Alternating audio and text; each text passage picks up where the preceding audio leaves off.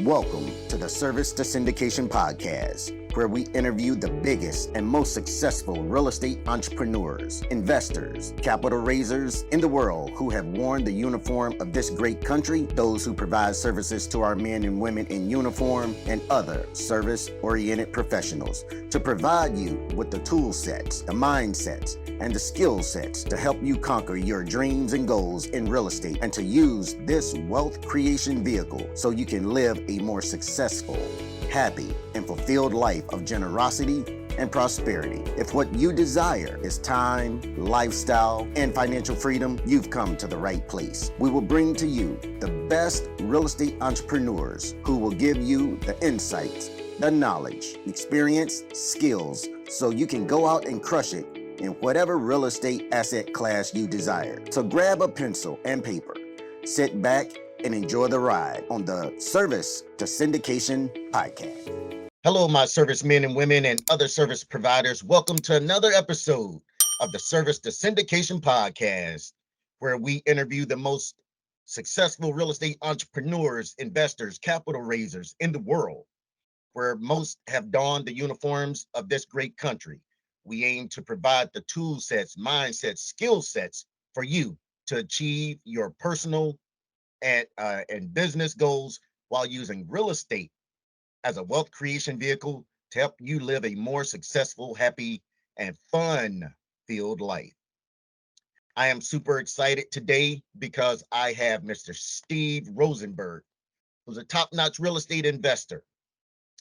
Before I properly introduce our exciting guest to you, I just want to ask you a favor. Please, if you get some value out of this interview, if you get some type of insight, a mindset shift, if you learn a new skill, new information, receive inspiration or motivation to go out and take some action to make progress in your life, please share this episode with some of your friends. Send it to someone you know who might be or could be interested in real estate. Share it on your social media, post it on your wall, or share it in your stories. Help us spread our message while you help others. And for all of you who shared this episode, thank you. So again, everybody, like I said, we have Mr. Steve Rosenberg. Steve Rosenberg is an accomplished international commercial airline pilot who, following the tragic events of 9/11, realized that his once safe and secure career was far from stable. Instead, he turned to real estate investing, determined to take control of his own destiny and create generational wealth. With this newfound passion, Steve established the fastest growing property management company in Texas, which at one point overseeing over 1,000 properties across 3 major metropolitan cities. By maximizing cash flow and positioning his company for success, Steve was able to achieve a highly profitable exit. In addition to his success in property management, Steve has also flipped, owned, and wholesaled hundreds of single-family homes and apartment complexes throughout the United States. Leveraging his experience and success in real estate, investing, and property management, Steve has become one of the most renowned influencers in the real estate community. He is a top contributor to Bigger Pockets and other leading real estate platforms, as well as regular guest and collaborator on numerous panels, webinars, masterminds, conferences, podcasts, and other media. As a published author and popular speaker, Steve's expertise lies in helping individuals become successful by discovering their why and ensuring that their goals are sustainable.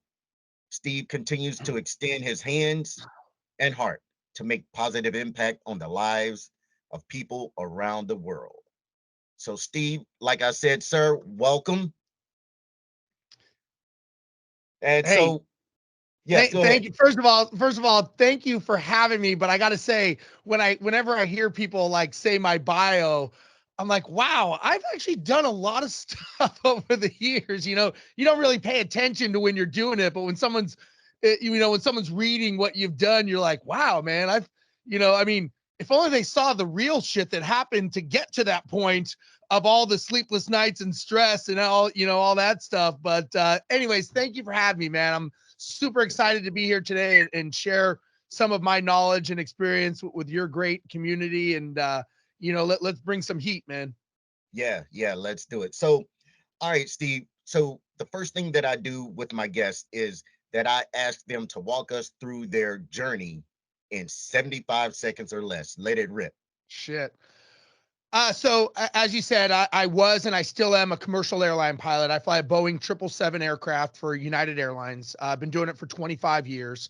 I got furloughed after 9/11, and it made me realize that safe and secure job that I had, it wasn't safe, it wasn't secure, and unfortunately, I didn't know how to do anything else except fly an airplane. So I started going. I had to go to that building with books called the library, and I had to learn. And I started learning about wealth, and it was all tied. A lot of people were tied to real estate. So I started going to the path of real estate, and I didn't have any money. So I learned how creative financing. I learned how to flip, wholesale, do all these things to make money. I ended up making money, and I did so well that I bought an apartment complex with all the revenue that I made. Um, then I started buying some single family houses and going down the path of owning apartments and houses. This is before like the word syndication existed. This is back in 2002, 2004. Had a lot of properties, didn't know what I was doing, and ended up having a big problem with our properties, which we can go down that path. Created a management company just to manage my properties. And that was a bigger nightmare because I had no idea how to run a business. And as the portfolio grew and clients came on, it became a bigger bonfire, if you will, of problems.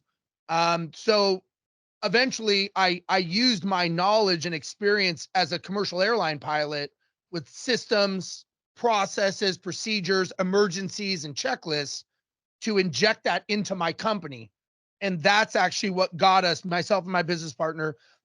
We marched to the fastest growing company in Texas. I mean, a lot obviously happened during that time, but we used the airline methodology, just like people in the military, very standardization, very systematic.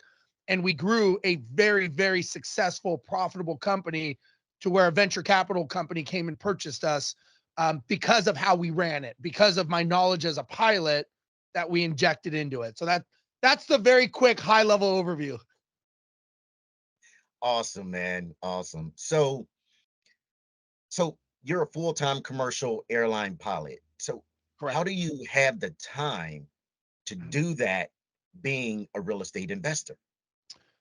Yeah, it's a great question. I believe, you, me, everyone else has 24 hours in a day, no more, no less. I have learned that, you know, m- let's just say if you define success as money, right? That I don't, but people define that as money in the bank. Um, and you define that as your barometer, as your gauge. Making seven figures is actually it's not that hard. That's a mental challenge, but I want to learn how people make 8 and 9 figure businesses. So I talk to, and I'm friends with people like Brad Lee and other big influencers, very big business icons. And I think to myself, they only have 24 hours in a day, just like me. What are they doing differently? Because they're doing something different. So it's a matter of being strict with your time, right? I am very, very diligent with my calendar, with my time. And I've learned that the key to success is not saying yes, it's actually saying no. And it's saying no to things that are not getting you in the direction you want to go. And people, entrepreneurs, most of us are ready, shoot, aim people, like yes, everything, yes, everything. But when you're saying yes to something, you're saying no to something else. And if I'm saying yes to a 5 figure revenue, I'm missing out on the 7 and 8 figure opportunities that are flying over my head, but I don't see because I'm busy doing busy work. So I have learned that, and I coach and mentor a lot of people, all businesses and real estate. But I tell people, if you want to build a $10 million company, let's just say 10 million in revenue, my first question is are you a $10 million CEO? Do you act like it? Do you walk like it? Do you talk like it? Do you do the things that $10 million CEO does? Because if you're doing things that a $50,000 employee is doing, and there's nothing wrong with that, but if you're doing that, you're never going to build a $10 million business because you have to mentally become that person first. And if you don't, you're lying. You're lying to yourself. It's never going to happen. It's kind of like when we go to sleep, we have to act like we're asleep first, and then we fall asleep. If you want to build a $10 million company, you have to act like you are a $10 million company first before you'll ever build it.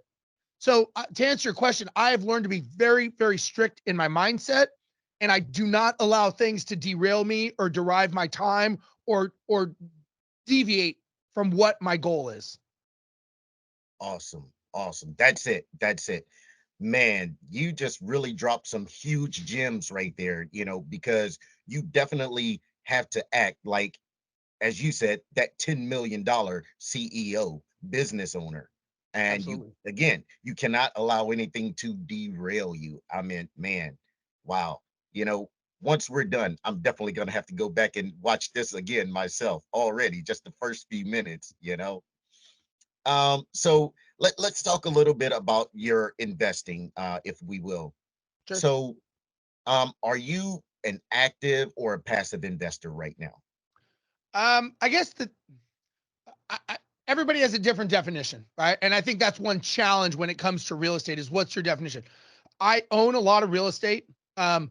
I don't do a lot or anything of the work because I leverage it. I think, if let me just back up a second. And again, it goes back to your definition. To me, if you own one property or you own 50 properties, you own a business. So a lot of people identify themselves as real estate investors. I'm not a real estate investor. I'm a business owner that happens to own real estate. So the definition of business is a commercial profitable enterprise that runs without me and has a sale date. So if I were to say I'm a business owner and that business happens to, the subsection is real estate, active means I have a job. I don't have a job. I have a business. A business is made up of leveraging people, knowledge, time, money, and experience of other people. So by me being a business owner, I'm not running to Home Depot. I'm not doing those things because to me, that's not what a business owner does. To me, a business owner, if you can't walk away from what you do, so the people here that are watching this, if you can't walk away from your real estate investments for 5 hours, 5 days, or even 5 weeks, and it's operating on processes, procedures, systems, and it's bigger than the day you left it, you don't own a business, you own a job. And so my point is that and we're not doing this for a job, right? You'd mentioned something earlier about people wanting to be involved in real estate. It's your show. I don't want to disagree with you, but I would put a caveat on that we don't get into real estate for real estate, in my opinion. We get into real estate for the experience and the results of what real estate is going to give us. Real estate is just a tool, just like stocks, just like paper assets, just like intellectual property. I don't buy a shovel because I want a shovel. I buy a shovel because I need to dig a hole to plant a tree because I want shade. I'm buying shade. That's what I'm buying. So I think a lot of times we get caught up in the identification of who we are, and we say, I'm a real estate investor. Well, that's like saying I'm a hammer. When you're a hammer, everything has to be a nail. But if you say I'm a business owner and I'm a business owner for profit, I'm just using real estate as that vehicle because real estate is 4 walls and a roof. That's all it is. It's the business model running inside of those 4 walls and the roof that is going to get you to your goal to give you the result that you want. So, and I've done a lot of stuff with people exiting the military, and they'll say like, Steve, I want to get involved in real estate. I'm like, no, you want to get involved in business. You're just going to use real estate as that medium, because if everything is real estate, there could be another opportunity flying over your head that you don't see. And maybe it's kind of like saying, everywhere I go, I take a car. Everywhere I go, I take a car. But there's trains and there's planes and there's ships that maybe could get you there quicker. But if you're only looking at cars, that's the only thing you see. So I'm kind of like, let's step back a little bit and let's say, okay, what do you do? I'm a business owner. I'm using real estate as a subsection of my business. Okay, cool. And so, I'm kind of going roundabout, but to answer your question, active in real estate, I do own quite a few single family properties. I do own I'm investing with people that I know, like Brandon Turner and a guy named AJ Osborne and other people that are personal friends of mine that I invest money in their deals. Great guys. So I would say those are passive parts of my business. If that does that make sense? Yes, yeah, 100%, 100%. Yeah, awesome. Yeah, thank you. I mean, because I think we all do, pretty much get caught up at some point of saying, yes, I'm a real estate investor, or I'm a multifamily syndicator, or whatever that term is that you label yourself. But when realistically, you're 100% that we're a business owner. We run and own businesses. That's And I it. think again, we pretty much, get caught up in that. So earlier, you did mention how you were able to be a real estate investor while being an airline pilot full time. Yes. So I want to step back to your property management business that you successfully sold off. Um, Early on, did you see your business falter, like while you were not there at the helm, and you were, at the helm of a 737 uh plane? I don't think falter would be a correct definition. I think shit show would be a better definition of what was going on in my life, right? I mean, it like my real estate investments that I were doing were completely wrong because I was making emotional purchases. It got to the point that my wife said, if you buy another one, it better be nice because you are going to be living in it because you suck at buying houses and you're no good. So that was my aha moment that, hey, maybe I need to stop. Um, when we built the business, I didn't know, the reason we built the management company is I wanted to have revenue coming in that was not tied to the airline industry. So I wanted to have something separate. We owned real estate, so it seemed like a natural segue into what we wanted. So the challenge is I had no idea how to run a business. So next thing I know, as I'm growing this company, we're working 60, 80-hour weeks. All of a sudden, people are complaining. We've got tenants complaining. We've got owners that we're managing for complaining. Employees are complaining. Customers are firing us. Employees are quitting. And it's just building and it's building and everyone's coming to me and my business partner for answers. And I'm like, I have no fucking clue. Like, I have no clue. Like, I don't know the answer to this. Like, I fly a plane. I'm an investor and I wasn't a business owner yet. And so I'll never forget. And so this may answer your question. One time, it was so bad that we're like, okay, I had this epiphany idea. Like, we need to give better customer service. Like, that's our problem. We need to smile more. That's why we're not keeping our customers. So we bring in a customer service consultant. So this guy comes in, has no idea what we do. It's me, my business partner, and our senior manager. And he's like, tell me what you do. We're like, well, we manage properties. He's like, okay. He goes, what's the problem? I'm like, we need to give better service. That's why people are quitting and customers are firing us. He goes, okay, well, what's something that you're having issues with? I'm like, well, when sales sell something and it's handed over to operations, there's a disconnect of what sales is promising and what operations is delivering. Huge gap, like Grand Canyon difference. And he goes, okay. He goes, I want you and you, he says to my business partner and the other person, leave the room. Steve, you stay here. So I stay there. He goes, I want you to walk me through how this is done. So I sit down and I tell him in detail that we do this, we do this, we do this. So he starts looking at it. And he's writing notes, feverishly writing notes, drawing pictures, caricatures. I don't know what the hell he's doing, but he's doing all this stuff.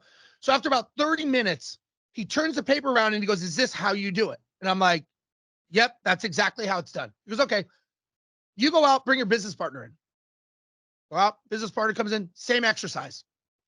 Business partner leaves, senior manager goes in, same exercise. He goes, okay, I want all three of you to come back in the room. We go back into the room. He has all 3 sheets of paper and he slides them across the table to us. Guess how they looked? They were all Not different. one of them was even remotely similar to the other one. And he goes, folks, you don't have a customer service problem. You have a lack of systemization problem. And he says, until you can deliver the same product consistently, repetitiously over and over again, you will never fix this problem and you will eventually go out of business. So carry this forward. I started thinking about systems. And so I started trying to read books on it. There's the book E-Myth and there's other books. And I'm getting kind of really into it because as an airline pilot, we're very systems oriented. People in the military, systems oriented. So I read this book called Checklist Manifesto. Great book if you haven't read it. It's from a doctor who was trying to standardize the medical industry in surgery rooms because of so much medical malpractice.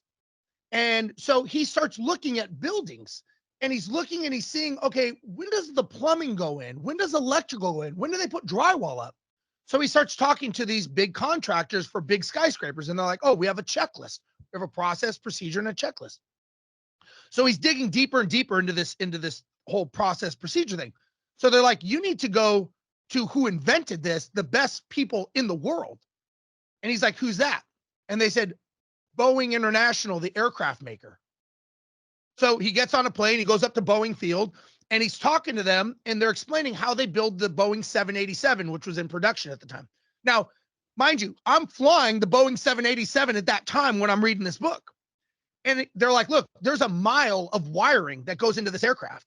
You don't put the wings on first and then do this. There's a process. And he's like, and then the pilots have checklists. So we had over 1,000 checklists on the 787, right? So there's a process. And so I'm reading this and I'm like, huh. So I start going to work to the airport, flying planes, like you said. And now I'm watching things at the airport, like the baggage handlers, how they get the bags, how the gate agents check in passengers at the counter, how the fuelers fueling, how I'm watching everything. And I'm like, you know what? This isn't just people flying around. This is a bunch of systems. This is all systems. That's all this. This isn't done at random. And anywhere I go in the world, it's the same system. So I'm sitting there. So I'm like, you know what? I'm going to try this on the biggest dumpster fire we have of handing over operations to sales operations. So we put in checklists, we put in procedures the way airlines do it. So I'm like, I've been doing this for 25 years. Boeing has trained me. So I'm like, why don't I just, if this works in the airlines, why wouldn't it work in our company? So all of a sudden we started injecting this, and guess what happened? Things started to fix. And next thing you know, that was no longer our biggest dumpster fire. So we started implementing that process and procedure the way the airlines do things in all walks of our company. And so to answer your question, I realized that building a company, you've got to build the systems. I don't care if you're syndicating. I don't care if you have one rental property. You've got to have systems, because if not, it's in your head and that's a job. And at some point the job will grind you into the ground and it will win. And so I don't know if that answered your question, but that's what I learned about how do you build a business. Look, I don't need to know. People are like, oh, you have 1,000 properties. Don't you hate talking to tenants? I'm like, I don't talk to tenants. I'm like, I don't do accounting. I don't do any of those things. I have people. I'm a business owner. My business just happens to manage assets. It could be dog food. It could be, hair products. It could be anything. It doesn't matter, because I don't identify as a property manager. I don't identify as a real estate investor. I identify as a business owner. And a business is made up of processes, procedures, structure done repetitiously over and over again to perfection, or as good as you can perfect it. So that's how I was able to grow and scale. At first, it was, days turned into nights, nights turned into days, emails were piling up, everybody was complaining. I was like, there's got to be a way. Like this, I see people doing it, but I couldn't figure it out. And isn't it interesting how something that's right in front of you, like I'm an airline pilot, I'm dealing with this, and one day I'm just sitting there and I'm watching all this and I'm like, this is the answer. Like it's right in front of me. It's been in front of me the whole time. So going back to what you're saying, people that are having problems in their real estate portfolios, especially people in the military, the government has spent millions and millions of dollars going through cycles, systems, and processes to streamline. Just copy, paste, repeat. Don't even reinvent the wheel. Just do what they're doing and just put another label on it. Yeah, 100%. Yeah, that's so, you had me thinking back to when I just joined the Navy, like, as a snotty 18-year-old kid, I was on a steamship, and they literally had us down there I think they were called PQS cards, and God, Lord only knows what that stands for now, but it was like for qualification systems or something like that. And it was literally a card. You open it up. It almost looked like a Hallmark card, if you would. There were Yeah. steps on the front, there were steps on the back, in well, on the inside, and steps on the all the way through, just so that you can do these checklists, basically, as you were saying, to make sure that the job got done right and proper. Man, that's great. Well, and So I'll give you another example real quick, like yeah, yeah, flying, yeah. right? When if flying an aircraft, right, is it could be considered a dangerous job. And like anything, we have emergencies, right? Losing an engine at rotation on takeoff is probably the biggest emergency, one of the biggest dangerous things that could happen. So we know that could happen. So what do we do every time we go into the simulator? Every 6 months, we train and we practice. It's called a V1 cut. We're constantly doing V1 cuts to make sure we know exactly what to do so that we don't become a smoking hole at the end of the runway. So the difference between us, meaning professional airline pilots, and business owners know they're going to have their own version of an engine failure, but yet they hope and pray it doesn't happen. Professionals practice and prepare for that emergency. Just like I'm sure in the military, you guys were doing emergency drills and you had to prep. We don't say like, man, I kind of remember this about 12 years ago, someone talking about losing an engine on takeoff. You're like in the back, you're gonna be like, are you shitting me? Like, you guys don't know what to do? Like, but how many times in our business do we go, man, I didn't think that would happen. Like, that shocked me. Like a cash call on a deal, right? Or you have an issue, you have a roof go out. People are like, wow, I didn't see that coming. Are you kidding me? Like, you didn't, like, what are the contingencies? What are the emergencies? Like, everything we're doing in flying, and I relate a lot of things when I speak on stages and stuff to flying because it's so relative. Like, I'll give you an example. When I'm flying from here to Hawaii, Houston to Hawaii, Honolulu, before we get in the cockpit to leave, we know the route, we know the weather, we know our contingencies, we know everything about the airport in Houston, we know everything about the airport in Honolulu, we know our diversion airports, we know if we have an emergency, where we're going to go. We map it and figure everything out. We know we're going to land in Honolulu at 8:03 a.m., and that's going to be touchdown, and we know what gate we're going to do. We know everything. So we start with the destination and we work it backwards, right? How many people start a business, they don't know their destination, they don't know their route, they don't know how much fuel they need, they have no idea for contingencies, but they've got a good gut feeling that it's a great idea. And they launch in the air. How many people would fly with me if I got in the air and I'm like, hey, I don't know where I'm going. I've never done this before. I have no idea what the destination looks like. I don't even know if we have the fuel or how to get there, but I've got a good feeling this is going to work. You probably wouldn't get in that plane with me. But how many people, especially, real estate syndications, they're getting money from people, but they don't even know the destination. They can't clearly define it to me. They can't tell me what time they're going to land, what are their contingencies, how much fuel they're going to have. So the odds of them crashing into the ocean are pretty high. And so I think it's one of those things. Maybe we need to think about our destination first before we launch. And that's just my opinion. I could be, again, just giving you my perspective. Oh no, you're spot on with that, 100%. And it's I'm over here laughing a little bit because I don't know any pilot that would even remotely speak about what you just said, the ocean. Like, Yeah, I don't know one that would speak of that, but hey, it's like you said, that is something that potentially could happen. So you got to plan for those situations when they go awry. Good absolutely. stuff. Yeah. Good stuff. So, still on that property management company, why did you sell? That's a great question. And I get asked that a lot because our company was very successful. We were making money. We were very profitable. We were one of the most well-known in the industry. Just quick background, we ran our company. My business partner and I were great partners in the sense that we are opposites. And I was the visionary. He was the integrator. So I was the guy that was on stages. I was touring Australia as a speaker. I was all over the United States. I was at Bigger Pockets. I was doing all these things. He was the guy that was making the engine run, right? So we almost ran two different companies. I ran a sales and marketing company to bring investors in. He ran an operations company to make sure it worked. And we were very, very good at staying in our lanes.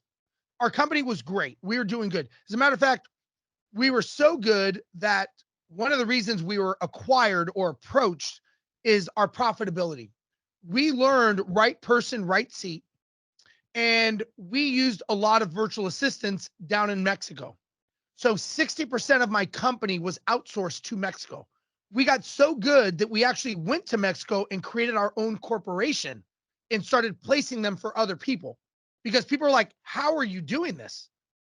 Right person, right seat. You don't have the fueler loading bags. I don't have the baggage guy flying the airplane. I don't pay someone $50 an hour for a $5 an hour job. So we were able to right seat, right person to profitability.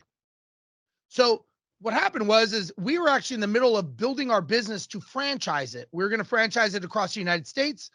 We're also talking about licensing rights in Australia and Malaysia because I was doing a lot of speaking out there on that part of the world. A lot of people were interested in how we were doing it. So this venture capital company comes along and they were like, we've never seen a company growing this fast on autopilot where you guys are not as involved and it's just running. It's running. And it's outsourced. So much of it is outsourced to another country and you guys are just chunking along. And I said, well, I'm a pilot and, went through the whole thing. And they were like, we want to buy you. And, my business partner did not want to sell. I did. And so we came to an agreement and honestly, quite honest, the check was big enough. It was well into seven figures to purchase us. And here's to answer your question. I believe our lives are books and books are made of chapters. Chapters begin and chapters end. High school is a chapter. Military is a chapter that ends. Our 20s, our 30s. For me, I just turned 50. My 40s were a chapter. I felt at that time it was time to close that chapter because I wanted to go on and do different things. I wanted to start speaking on stages. I wanted to start consulting, coaching, mentoring people. And I couldn't do that and be a good business partner and give that. I don't want to split my forces. I'm like, I've got to focus. I can only do one good thing at a time. And he knew that. And he saw that I was destined for things that were going to be bigger than we could do together.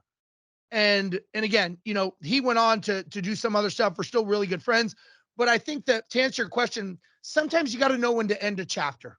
And the chapter doesn't need to be drawn out and miserable and horrible. You can leave on a high. You can go, you know what?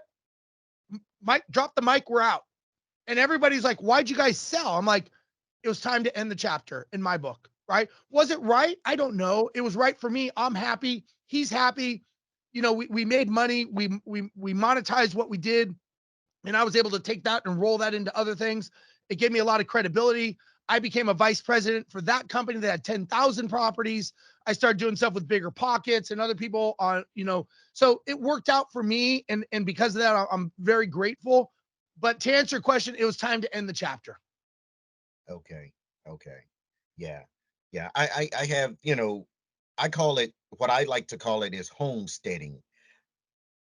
You're doing something for so long, you have to know when it's time to move on, let somebody else come in and do whatever it is you're doing, because things are going to get stale at some point, and then the learning is going to stop. The business is going to slow down or something like that. So I totally applaud you guys for finding, and especially you realizing like, okay, it's time to move on. There's other things that I want to do, and let's just make it happen. Yeah. And Yeah. honestly, like I never, I didn't know where it was going to go. I was like, you know what, it's time to close it and it's time to sell. So I did. And what happened is after I started having all these people approach me, real estate investors and other property management companies saying like, how did you do what you did? Well, I'm an airline pilot. Went down that story and they were like, could you help me? And so I think sometimes in our lives, we go from doing to helping to teaching. So if, am I helping more people by me making money in a management company, or am I helping more people that I coach and mentor create better lives for themselves and for their families by using the knowledge that I have. I mean, I'm not exaggerating. I probably invested close to $1 million in self-education over the last 20 years. But if I don't do anything with it, I'm kind of selfish and I'm kind of hypocritical. So if I could help people, I did a thing with, there was a thing on Bigger Pockets. It was a guy named Joe Roberts. He won a contest and I mentored him. He was a naval aviator out of Camp Lejeune. And there's the whole series is on YouTube on Bigger Pockets, but I helped him buy his first out-of-state property. And so we identified a city. I coached him through everything. And I mean, he and I were going at it. He ended up finding the deal. We did a major rehab, refinanced it, did a bird, did all these things.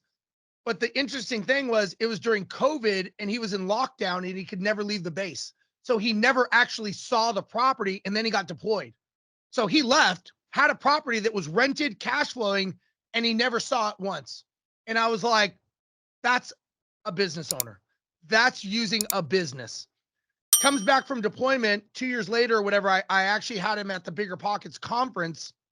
Hey, thank you for tuning in to the Service to Syndication podcast. If you are a military service man or woman, government employee, or any other service-related professional, this is for you. I once was where you are. As a service member, I lived paycheck to paycheck. As a government employee, I knew there was more out there for me. I tried all the get-rich-quick schemes. None of them worked. Then a friend of mine introduced me to real estate investing. I am a commercial multifamily syndicator who helps those who have served in the military and those who provide services to our men and women in uniform and other service-oriented professionals achieve their time, lifestyle, and financial freedom by investing passively into multifamily real estate. If you know that this life has more in store for you, I invite you to tune into the Service to Syndication podcast to learn the tools,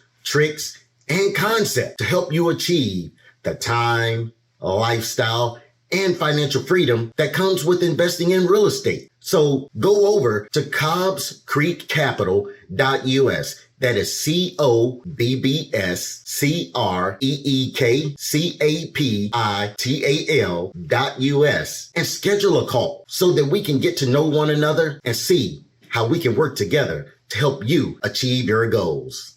It was me, him, and Brandon Turner. And I hadn't seen him or talked to him. And I was like, so like, what are you doing now? He's like, oh, I got 23 properties. I was like, no shit. I'm like, how'd you do that? And he looked at me like I was a moron. He's like, dude, he goes, I just followed what you said. He's like, I just did exactly what you told me. And I was like, wow, that worked. Like, wow. So my point is I've given that guy a life, outside of the military, which is what he wanted to create freedom and memories. But if I never did that, he would never have had that. I mean, he's a smart guy. He would have probably figured it out, but I'm able to help people. So if I can help people, why not? Yeah, definitely. Wow. So what, are you focused in on certain markets that you only invest in, when it comes to your investing? No, I believe the numbers dictate the deal. So, and I think a lot of times when people think of markets, they only think of the US. They don't think of other countries. People have a roof over their head. Pretty much every city in the world, there's somebody that needs a roof over their head. Somebody owns that property, and it's not normally the person renting it or owning it. So, I look at deals from a macro level, right? Whether it's looking at stuff down in Belize, whether it's stuff in Australia, whether you'd be surprised if you take your lens and back out a little bit. You're like, why do I just look in a city or in the US? I mean, it works everywhere. If you have the right people in place, the right team, you could do it anywhere. So to answer your question, no, to me, the numbers work based on, what I'm trying to accomplish for that deal, who I'm in. I invest more in who, meaning the person. Like I said, I've got, some investments with some pretty well-known people because of them. It's not because of the deal.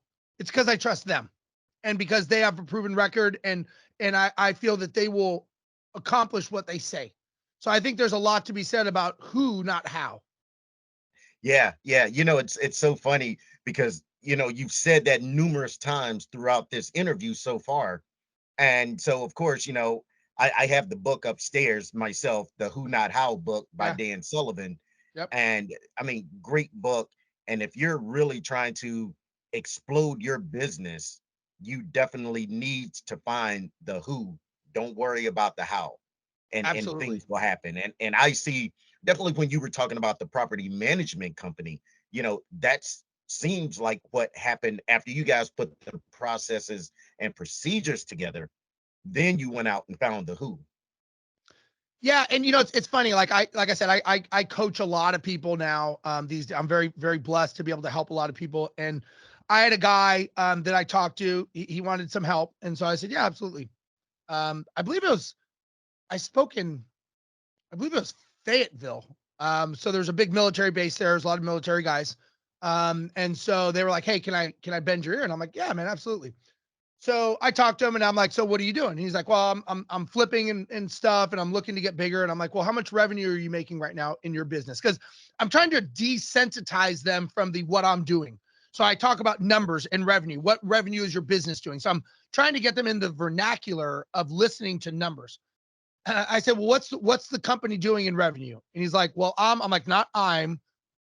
What is the company doing? And he's like, 500,000 in revenue. I'm like, okay. I go, so would you say that you're probably working as much as you could work? Like, how many hours a day are you working? He's like, 12 to 14 hours. And I'm like, is that enough hours in the day? He's like, it's not. I said, okay. I said, so you're working as hard as you can work. And he said, yeah. I said, so why don't we do this? I go, why don't we add a zero to your revenue? And I could see him thinking. He's like, what do you mean? I go, instead of making 500,000, let's do 5 million. And he's like, I don't understand. I go, I want you to say to me right now that you're going to make 5 million. Your business is going to do 5 million in revenue. I shit you not. He actually backs up from the screen and he's like, I can't say that. I said, why? Just say it. Just say it. And he's like, no. I said, just say it. It's a word. And he goes, I don't know how to do that. He goes, I don't know how to make $5 million. I said, I said, let me ask you this. I go, you're working as hard as you could work. I said, let's 10x your business. You can't work 10x times more. It's not, you don't have the capacity. So maybe you need a different input to get a different output. See, the first thing you thought of is, how do I do that? You're asking the wrong question. Change your question. Who do I need to hire? Who do I need to meet to make 5 million? You're relating your hard work. How do you do it to your success? There's no definition. There's nowhere that has ever said hard work equals success. Nowhere. That's just an assumption and it's a lie we tell ourselves because that's what I was told as a kid. Work hard, you'll be successful. That's actually not true. There's no definitive definition that says that. And I told him, I said, look, I go, you're already busting your ass working 12, 14 hours a day. Maybe that's not the solution. Maybe the formula that you have to get you a result, maybe you need to change something in your recipe. Being successful is like baking a cake. You don't put the frosting on first and then put it in the oven. You'll get a different result. Just follow the recipe. So it's not how do you do it? It's who do I need to become? Who do I need to talk to? I said, would you agree that there's $5 million in business in, I think it was Fayetteville. I said, in the real estate industry right now, a year, $5 million. Does that exist? He said, yeah. I said, the reason you don't see it is because you're a $500,000 worker. You become a $5 million CEO, you'll start seeing those opportunities. And he was like, wow, what I do is I ask a lot of questions, right? I challenge people on how they're thinking because we all know how to be successful because we think it's hard work, but that's a fallacy because if we knew how to do it, we'd already be there. So I'm like, if you knew how to do it, wouldn't you already be there by now? Like you wouldn't be fucking around for 14 hours a day going, yeah, I'm just fucking around. And when I'm really serious, then I'll start doing it. I'm like, you're doing everything you can right now and it's not working. So maybe we need to change an input to get a different output. And so when I work with people, when I coach people, I get them to think differently, act differently, talk differently, walk differently, have different conversations with them, with their spouses, to start thinking, you know what? Maybe I need, whatever got me to where I am right now in my life, it's not going to get me to where I need to go. So maybe we need to change it and we'll get a different outcome. That's my perspective. I could be way off, but that's how I think of it. No, I don't think you're way off at all. I think you're pretty much spot on. Yeah. So, okay, you're airline pilot, your coach, motivational speaking, all these engagements and all of these things you have going on. Now let's talk about your team a little bit. How are you able to keep the machine moving while you're, basically jet setting around the world? That's a great question. The one thing I've learned when we were building our business and we finally got it systematized, we thought, okay, we cracked the code, we're good, let's rock and roll. But we still kept having a revolving door of employees. And I'm like, I don't understand. Like, I thought that we were solving the problems, we were relieving the stress. Why aren't you staying? Kept doing it. It got to the point that my business partner and I were like, you know what? Like, let's just roll up our sleeves and do it ourselves, because it's just not worth hiring someone, training them, and then they leave a couple months later for higher pay or just another job. And I'm like, this is bullshit. Like, let's just do it ourselves. But the problem is I knew deep down that that's not the way you grow and scale a business. You have to use leverage of people. So one day I'm talking to a buddy of mine and I'm bitching and complaining about how everyone's leaving. We can't keep good employees. They all suck. They this and that. And he's just sitting there listening and he's like, are you done? And I'm like, yeah, I'm done. He goes, Steve, he goes, here's the thing. People will come to work for you for a paycheck. They stay for your leadership. I said, well, that's the problem. They're not staying. And he just looked at me and he didn't say a word. And it hit me. I'm the problem. I'm the reason they're leaving, because I'm not a good leader. And all of a sudden it was like, and he's like, hey, aren't you this big wig airline pilot and you fly this big plane and everyone answers to you? And I'm like, yeah. He goes, how do you do that? I'm like, well, I lead them. He's like, maybe you should take some lessons from the airline industry and bring it home. And I'm like, holy shit. So to answer your question, I had to learn to become a leader, because leaders inspire, they communicate, they have a vision and they get people to want to do it. I say, hey, everyone, we're charging up that hill today. Everybody believes in me so much, they're running up the hill behind me. The manager is the one at the bottom of the hill that says, if you don't get up that fucking hill, you're fired. So a company has to have a leader and they have to have a manager. The problem is having a manager behind you is like pushing a string. It doesn't work. You've got to pull the string. Pulling the string is the leader. So the reason that I'm able to do what I do is I have the vision. I inspire my team. They come to work for me because they believe in me. Because I step up every day, I step into that hole and I do what I say I'm going to do. I always put them first. I put the company first. I put the team first. And because of that, I've got people that will walk through walls for me because they love the vision of what I'm doing. And they love the fact that I am up front and I'm a product of the product. I'm not full of shit. I'm not like, I do what I say I'm going to do. And they're like, shit, if he's doing it, I've got to do it.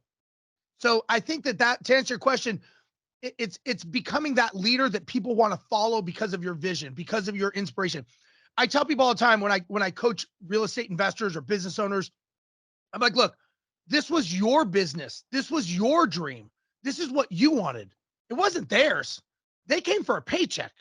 They're staying because they realize the vision that you have and they want to be a part of something. That's why people join the military. That's why they join gangs. That's why they go to prison. They want to be a part of something bigger, right? They want to feel like they're a part of a movement. And if you're not giving that to them, guess what? They're there for a paycheck and they will leave for another paycheck. And that's why we're having that challenge. So that's how I do it. Okay. So how is your business currently structured? So the way my business is structured right now is there's me. I have a executive assistant, which you probably talk to, or someone on your team talk to her. She handles everything. She is my work wife, for lack of a better term. Right. She handles my calendar. She books my gigs. She books my hotels. She books my flights, my doctor, dental, anything that needs to be done. She gets it. She'll answer my emails for me. She buys back 40 plus hours of my life every single week. So imagine having somebody buying back your life 40 hours every single week. What could you do with that 40 hours? So the first thing is her. She's my barrier. Anybody wants to talk to me, they got to go through her. That's just how, and she'll decide if they're going to talk to me or not, or she'll send it to someone else in the team. So then I have my COO who's in charge of my operations. He's the one who's looking at things from like a sergeant's perspective, if you will. Let's say I'm the general. He's kind of looking at everything. He's dealing with contracts. He's looking at gigs. Is this right or wrong for Steve? And then we have the troops below that are involved. He does the team meetings. So I've got a social media team. I've got a content creation team, right? I've got a marketing team that does organic. I got a marketing team that does ads. I got, like, everyone's a specialist because they're verticals, right? You want someone that's good. I don't want someone who's mediocre at everything. I want someone who's fucking good at one thing. That's all I want. You do your one thing and be the best you can be, and I'll pay you for that. And if I win, you win. If I make money, you make money. So I reward them on revenue. And then we have different people on our team that do different things. Sales. It's not a big team because I don't need a big team, but I would say we're probably heavily on the marketing side of things because of what I do, right? We market because I speak at events. I put on my own 2-day events of educating people. I do webinars. I do all these things. So the team is heavy on the marketing side. And then we have a lot of stuff on the fulfillment as well that I work with. So, but my core is my assistant and my COO. And then I've got my marketing content creation team, my film guys, all that kind of stuff for events. But my executive assistant, she will hire and bring people in as we need for like projects, but they kind of handle all that. I do this kind of stuff. They handle the back end. Cool. So how did you find this executive assistant? And also, how do you incentivize or reward her or this person in order to keep them coming back? Yeah, it's a great question. So I actually, she this one in particular, she was working for me when I had my management company. Okay. And she was just, I thought at the time, kind of like a unicorn. I just thought she was amazing, sharp with it. She's down in Mexico.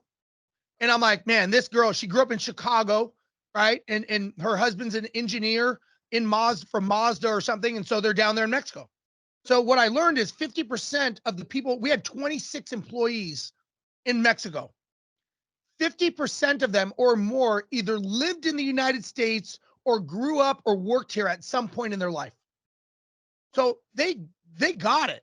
So my assistant, I mean, and she is amazing. I mean, I love her to death. But there's other ones I would say not as good as her because I love her. But she's awesome. She's amazing.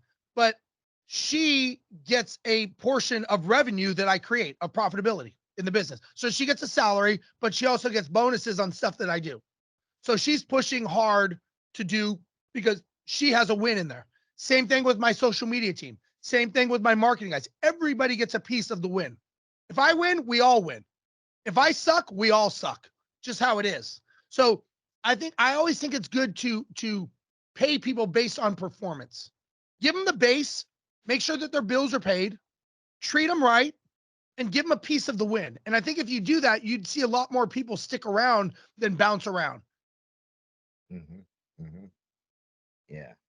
So, um, so let me ask you a couple of, real estate related questions. Sure. Earlier on in the interview, you made mention, at one point you go out and you would be the front facing person for investors and so on and so forth. So do you currently capital raise for any of your deals or things like that? No, I actually don't. And I've been asked by a lot of people if I wanted to get involved in capital raises, people that I'm sure everyone here knows, Mhm. because of my reach into the airline industry, because airline pilots have money. And obviously my influence in other markets, because I work with a lot of high level businesses that have revenue. And what I found is a lot of people want to own real estate at some level. It's always a dream. I've got guys that are doing 50 million a year in revenue. They're like, man, I would love to own real estate. I just don't know where to go or how to do it.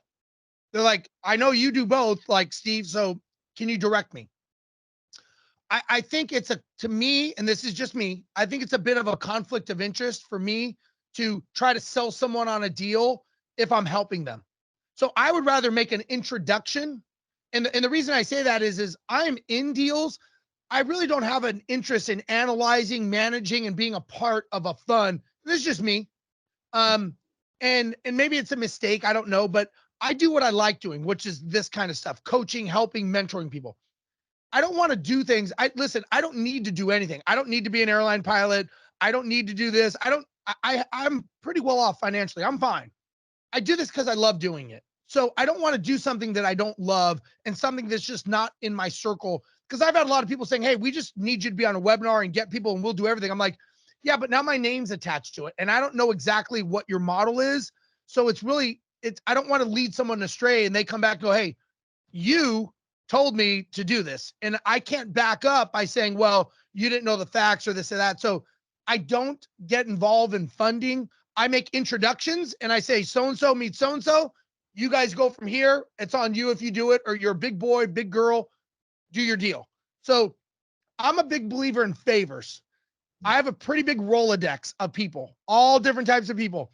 I'm a big believer in making connections and connecting people. And because of that, my Rolodex has grown very, like, I would say probably one of my most redeeming things is who I know. And so I can call most anyone out there that you can think of, and I probably can get connected with them at between one or two calls because of my sincerity and because of who I am and my relationships with people. And I do what I say I'm going to do. And I don't step out of my world. I'm in my vertical. So, I mean, I can be at a roofing conference of 7,000 people and people know who I am as I'm that guy and I'm in that vertical. So I like being that guy that does one thing. I don't need to do a bunch of things. I want to do one thing, but I know a lot of people. And so I'd rather be that person. Okay. All right. Sweet. I love that. I love that. So you just mentioned um, that you don't have to be an airline pilot. And so because of your platform and all the things you have going on, why not just give up being a pilot? It's funny. I do get asked that a lot. And I counter that by saying, if you're doing what you love doing, like as a little kid, all I ever wanted to do was be a pilot. Like I would look up in the sky and I'd see these planes and think, man, I'd love to do that one day. So I ask people, where is it said that because I have a certain amount of money in the bank, certain amount of zeros, a certain amount of accomplishments, that I have to stop doing what I love doing? I fly a Boeing 777 aircraft, you know, $250 million airplane around the world 2 or 3 times a month. I'll be in Tokyo next week. Then I go to Amsterdam. Last week I was at Oktoberfest in Frankfurt, Germany. It's pretty fucking cool. You know what I mean? Like, and I think because I don't need it, I enjoy it that much more. I love going to different countries. I love popping into Australia or Tokyo.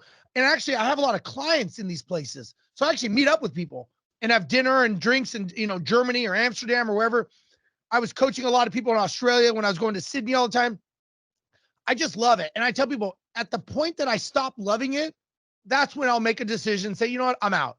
But because I don't need it, it's much more enjoyable just to do what I love doing, which is get in an airplane and fly. Because, it's what I've always wanted to do as a little kid. So it's a love. Nice, nice. And that you've heard that saying, if you enjoy what you're doing, you'll never work a day in your life. And it sounds Absolutely. like, yeah, and it sounds like you're doing just that. 100%. 100%. Cool. So to whom much is given, much is required. You've heard that saying. So how Yes. do you give back? Well, I would say I give back. I give back a lot of ways. I give a lot of my time, knowledge. The one thing we don't have is our time, right? So I tell people one of the things we have to do is we have to focus on where our time is going and who we're giving it to. Because if I gave you an hour of my time today, I don't get back that hour. So I've got to ask myself, what am I doing with my time and where is it being spent? So I was just like many people that are watching this, scared, nervous, didn't know where to go, all those things. So because of that, I have learned to give back as much as possible and help out. And that's by, last night I spoke at an event, I get paid 10, 15, $20,000 to speak on stages. It was a little bigger pockets event. It was local here in Houston. They said, "Hey, can you come?" I said, "Yeah, man, absolutely." Room was packed, full house, gave a lot of education. I gave away free shit. Everyone loved it, walked away. I felt like I made a difference. So to me, it's all about giving back. That's all it is giving back. I think that, I think we have the illusion that when I talk to a lot of people and I ask them why they're doing this, they'll tell me they want more freedom. Okay. But freedom is not quantifiable. You can't tell me how much freedom you have. You can't quantify that. There's no snapshot of freedom. So I think it's a step further. I think we build a business to give us the time freedom to go create memories. So what we're really creating is we're creating memories. Kind of like I said, the shovel, we want shade. We're doing all these things to create better memories for our lives because we can't take money with us. We can't take time. We can't take freedom with us. The only thing we can take with us is our memories. Yeah. And so I have learned, I've had some personal tragedies of my own in my own family that all we have is memories. And if you're not spending them now immediately on memories, you're kind of lying to yourself and you're saying that one day, and sometimes that one day doesn't come and you lose a family member or loved one and you regret it for the rest of your life because you never made memories with them. So, and I'm not, if you follow me on social media, you probably know what happened to me recently, but I really try to get people to understand that create memories. And that's the best thing you got to do.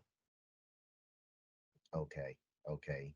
I know we're getting ready to run short on time. So I always love to ask this question. So Steve, before you became this very successful person I see in front of me, can you give our listeners a little bit of a backstory, like where you grew up, how was your upbringing, and what is the past, what in your past shifted your mindset into becoming the person you are today? Yeah, great question. So I was born and raised in Los Angeles, California. I had 5 brothers and sisters. I lived in a basic blue collar family. I wasn't broke poor. I wasn't rich. I was basic blue collar.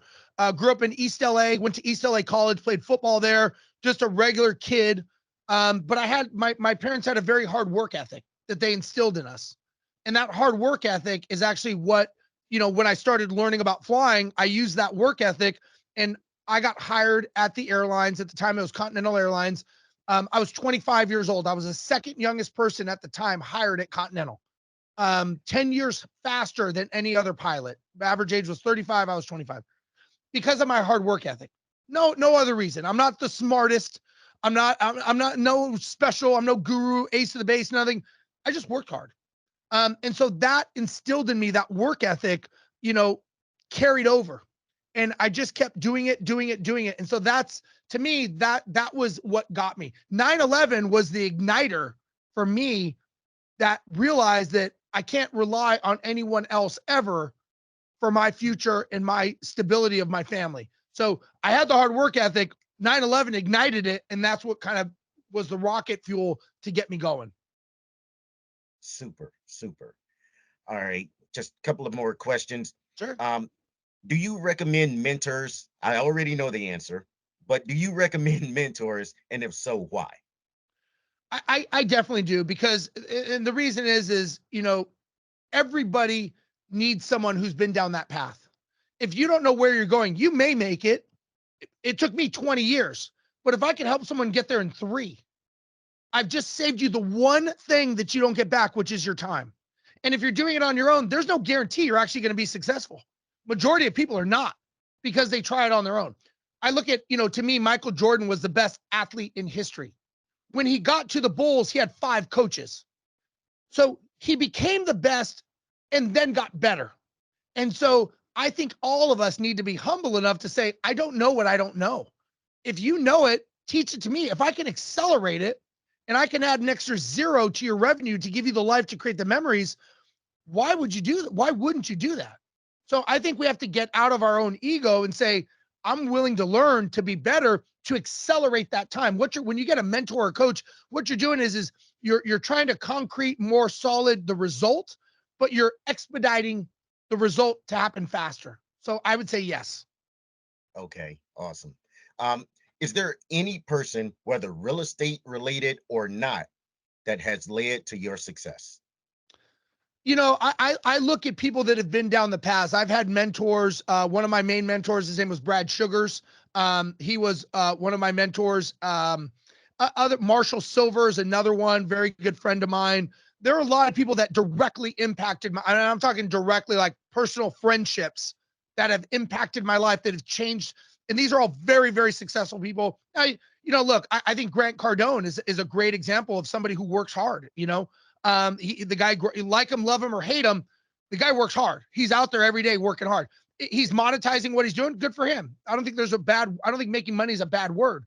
But I think that you see that work ethic and that grind.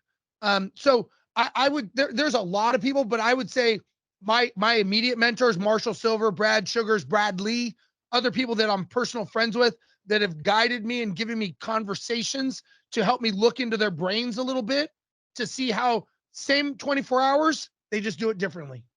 And so that I would say those guys. Nice. Well, Steve, again, it has been a blast having you as our guest today. As we close out, please tell our listeners where we can learn more about you, get in touch with you, and learn about all the fabulous things you have going on right now. Yeah. Easy way is to my website, steverosenberg.com, ROZENBERG.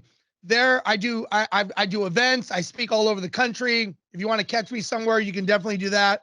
Also, if anyone here wants, I'd be happy to give everyone a free gift. If you go to Instagram and DM me in my messages, Cashflow Pro, one word, Cashflow Pro, one word.